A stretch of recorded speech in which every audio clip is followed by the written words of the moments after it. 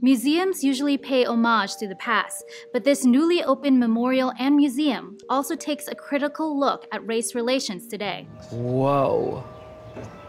This is something. Yes, yes. We wanted people to have a sense of just the scale of what this violence, what this terrorism was. So, 800 steel columns are suspended from the ceiling, one for every U.S. county where lynching took place.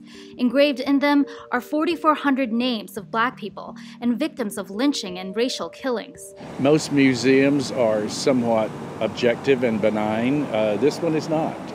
This is aggressive, political. In Montgomery, Alabama, the Equal Justice Initiative spearheaded both the National Memorial for Peace and Justice and the Legacy Museum, which directly links slavery of the past to mass incarcerations of today. Our hope is that by telling the history of the African American experience in this country, we expose the narratives that have allowed us as a country to tolerate suffering and injustice among people of color. After the 13th Amendment abolished slavery, lynchings, according to the NAACP, were becoming a popular way of resolving some of the anger that whites had in relation to the free Blacks. These are the arrest records. Wow. It literally says suspect.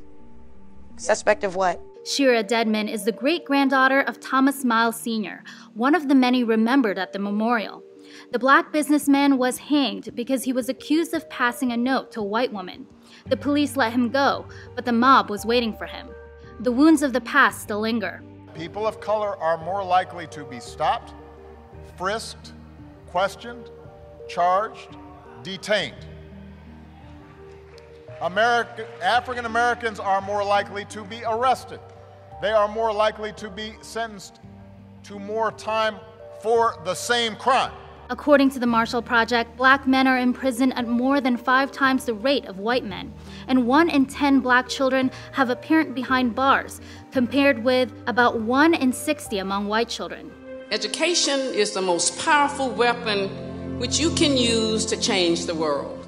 We can't sleep until innocent Black boys can walk without fear down the streets of any town in America. While the museum puts a spotlight on America's horrific past, it also echoes a strikingly similar present, one where people of color are subjected to police violence and often presumed guilty. The point of these lynchings at the time is that there was no accountability. So to have accountability, that would completely change the Black experience in America, and the fact that as a Black person, you don't expect justice.